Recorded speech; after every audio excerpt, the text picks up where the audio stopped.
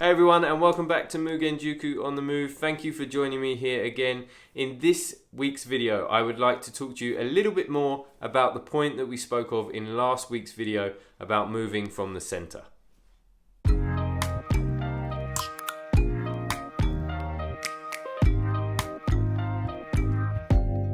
Open up, you OPN, bitch, you won't BBM.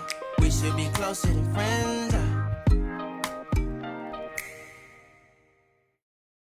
From the video last week, I received lots of nice feedback, so thank you very much for everybody who sent me a message. What was also interesting was it made conversation with a few different people I train with who had seen the video and had their own view or their own point or a different way, a more clear way to explain the point I was trying to get across. So what I'd like to do in today's video is just give you those few little points. So hopefully if last week's video wasn't quite clear, or maybe you're still struggling with the concept, hopefully these few points will make it a little bit easier to understand.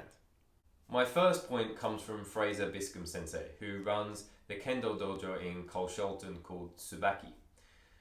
He also has a very long history in Aikido and Iaido, but his knowledge of Aikido is incredibly high, and at the moment he's very much working on bringing his Kendo and his Aikido practice together, which for me is fascinating to listen to. After watching the video last week, he approached me during the lesson and gave me some advice and some tips about what he felt from the video. Now, a point that I really picked up on was something I've been thinking about a lot recently, and that's when teaching, vocabulary and choice of word is really, really important. We can mislead a student, or we can make things more difficult for that student to understand if we use the wrong words or the wrong terminology. So as teachers, we have to be very, very careful with how we explain something. So the point that Biscomb Sensei made was that if we use the word hips or center, we have to move from our hips or we move from our center. This can be very confusing because it's very difficult to do that movement, especially for someone who's never done martial arts before.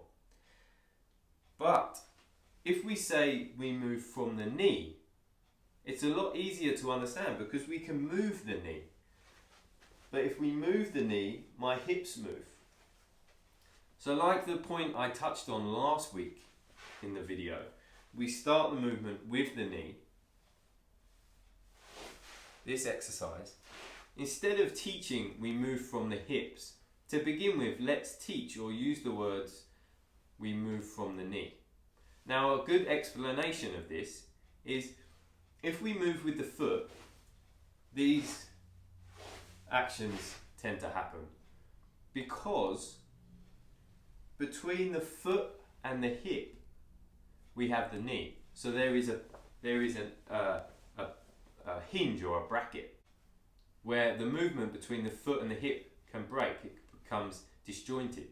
But between the knee and the hip, there is no other bracket point, which means whatever happens in the knee directly affects the hip. So when we're teaching, we can say, move from your knee. And that should mean that the student will then move from their hips without knowing it. It's just an easier way for the person to understand that this is where they need to move from. But we start by using the knee. So move from your knee. He then took this point into Kendo. And with Kendo, it's the same thing. It's a little bit easier, I would say, in Kendo because of the stance. We tend to be 1 foot distance apart with our toes in line with the heel. Our knees soften but not straight. And then from here, our movements are a shuffle. Our hips, our knees, our feet are all on the same line. But it is still very common to see students move from their foot and then their hip follows and then their back leg. So again, we can use this teaching of moving from the knee. This rocking that we did in the last video, 1, 2, 3. And because of the movement coming from the knee, It means that the foot and the hip stay within the hip movement. If I compare that to moving from the foot, this can happen. So we move from the knee.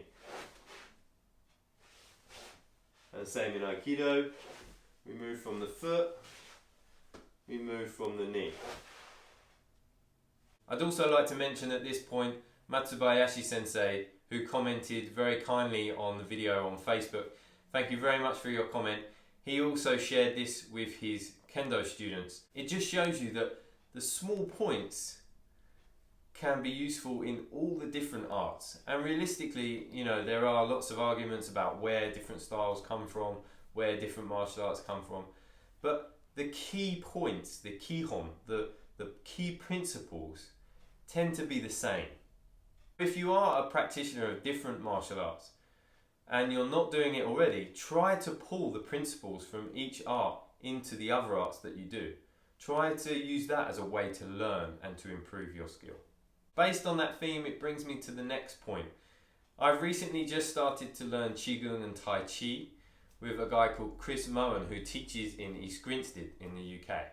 The reason why I started to learn this is because I'm trying to understand what Pai Sensei is teaching and what Pai Sensei is doing. And I feel like I've got to a point where I'm kind of banging on a wall and I'm not getting anywhere. So instead of trying to keep banging on this wall, I'm now trying to think about how I get around this wall. And I'm trying to look at it from different angles.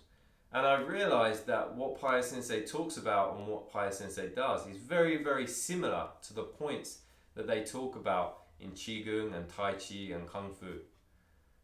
So I'm hoping that through looking through a different perspective, I will be able to understand more. And what was really interesting was in last week's lesson with Chris, he was talking about the gates. And the gates are the gates where the energy flow. And that's how we connect to our body. Now if our hands are out here, then the gates are located here and here. And if our hands are here, then they're not connected, which means our line of energy is broken. So then from here we cannot be strong. But if our hands are in front of the gates, we are now connected, and this allows us to be strong. And this is the same in Aikido. If we do Hiriki no Yoseichi and our hands are out here, our shoulders are open and we'll get pulled off. But if we do Hiriki no Yosei here and our hands are in front of our gates here, we're strong and nobody can come against us. But if we look at, for example, the gates here, which are in the hip, they're in this section here. If we want to move forward strongly, they have to be facing forward. They have to be facing in the direction that we're going. And that our hands have to be in relation to that. So when we move forward from our knee to allow us to move from our hips, if our hip is off and one gate is pointing this way and one gate is pointing that way, how can we possibly move forward and be balanced when our body is going in two different directions? So this point brings us back to making sure that our hips are square when we want to make this movement. Same with Kendo. You have to make sure that your feet are facing in the same direction, because if you twist this back foot out, which is quite common, you see people when they're first learning, now our hips are going in two different ways. I can't possibly move forward correctly. So in Aikido it's the same. When we're in our kamae, we have to make sure that these four gates are pointing in the direction that we're going so that we are strong. So in summary from this week, based on what we talked about last week, use the exercise from last week of the 1, 2, 3. And remember, we're moving from the knee. But also, use this principle of the four gates from Tai Chi. And make sure that we start the movement with the correct posture. Make sure that your shoulders are parallel and facing forward. Make sure your hips are in line with those shoulders, and that we're not open or off to the side, and that both hips are pointing forward Our hands are in the center of our body. And now we can practice this slide forward. Okay, so that's it for today's video. I'm very sorry that this has taken a while to come out. It should have come out last week, but actually all those lessons happened in the last few days, so that's fate. But thank you very much for tuning in. Thank you for being patient, and I'll try and make sure I get the next video out to you at the end of this week. If you like what you saw, please don't forget to hit the subscribe button, the like button, and hit the bell button. That will let you know when the next video is online for you to watch. Thank you again for joining in and supporting Mugenjuku on the Move. I hope you're all well, stay safe, and see you in the next video. Os!